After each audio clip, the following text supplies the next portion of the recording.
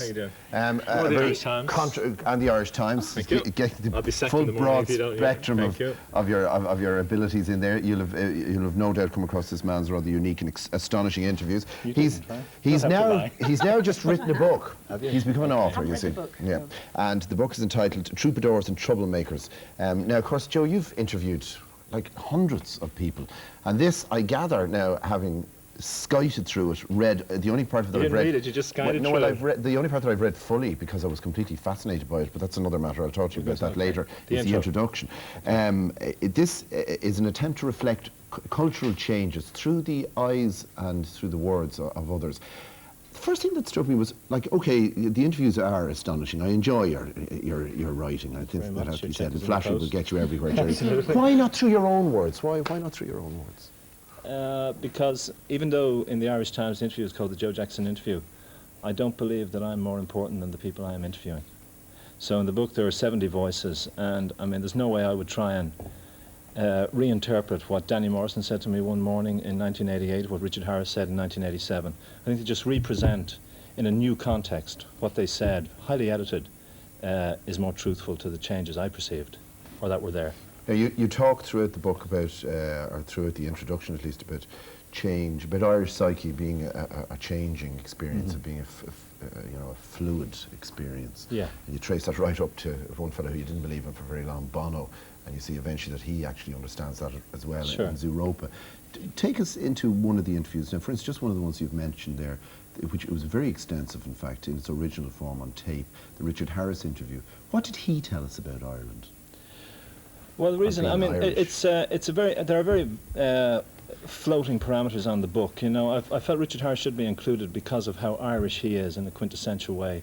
And there's an introduction. It says, Brian Lenihan once said to me, out of that interview I was offered the Richard Harris biography, and Brian Lenihan said to me, if you get Richard Harris pinned down, Joe, you'll get the quintessence of a particular style of Irish man at a particular point in our history.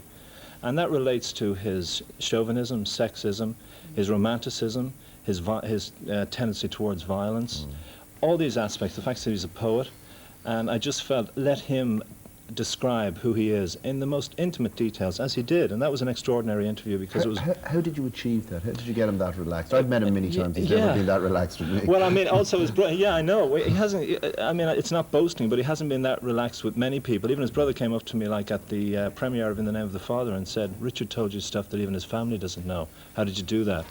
And I think it turned, and it probably relates to questions you may ask about the introduction. I had written a screenplay before I became a journalist, and I delivered it to Richard Harris's hotel in London.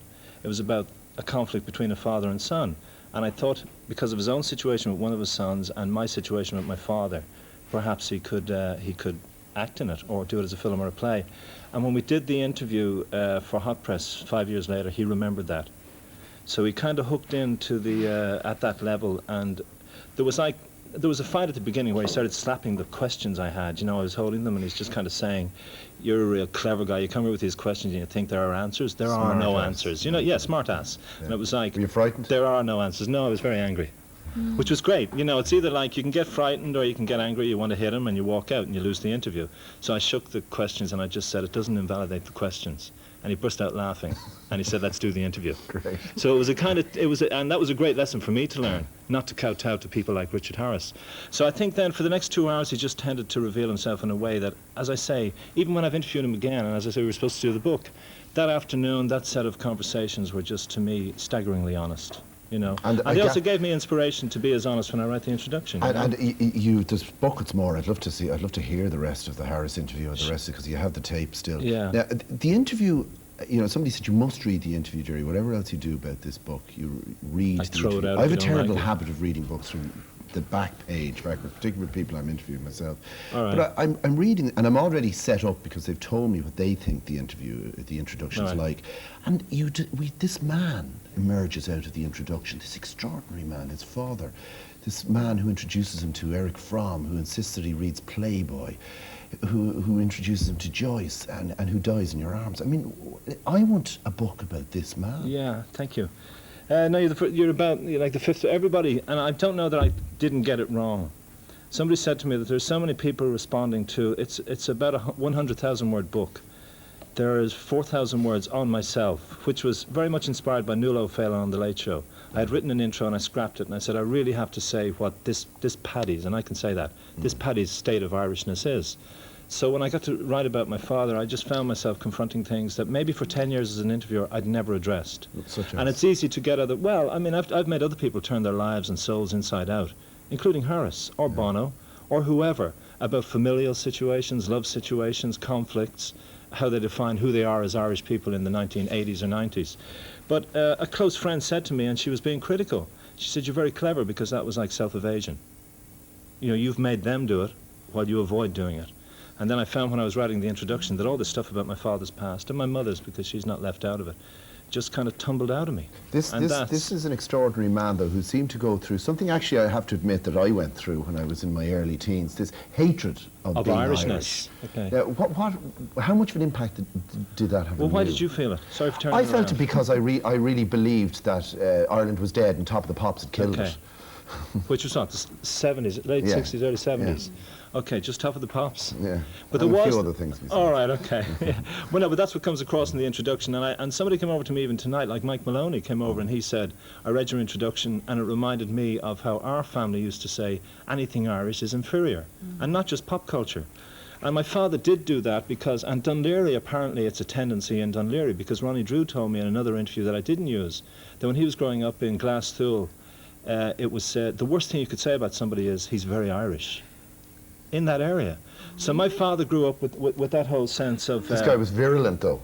Oh yeah, this was don't wear green, you must listen to the BBC, not RTE, you must read English newspapers. And I grew up with this sense of denial in my own life. And maybe unconsciously, I'm glad you haven't asked me, is the book me seeking out to establish my identity? Because if it was not conscious. Well, maybe I should have asked you that. Thank you very much, and I won't answer. But I think part of it would be that maybe I've done that in a circular way, by making other people address the question without realising I had to address it myself. Just to go back to something you said a moment ago, I mean, are you guilty in a sense? I mean, some of the interviews... well, I mean, was there a sense of guilt maybe that helped you write this introduction, in the sense that some people have said some extraordinary things about themselves that that have been true, but they may have regretted saying in interviews with you? So I should feel guilty because they admitted things like that? No, I just wonder, was that well, the question about the interview, it could be guilt in relation to my father's death. Yeah. There is a layer of guilt on that. But for anything anybody's ever told me in an interview, and one thing about the interviews is I can negotiate with people, and if they say, what I told you at certain levels I would rather left out, I leave it out. So I don't think there's anybody who could come back and say... I think you're unique in that sense, Joe Jackson. Thank you very much, Gerry. Two checks in the post. Check it out, folks. It's well worth the effort. Stay with us, will you please? Thank you very much. We'll see you after the break.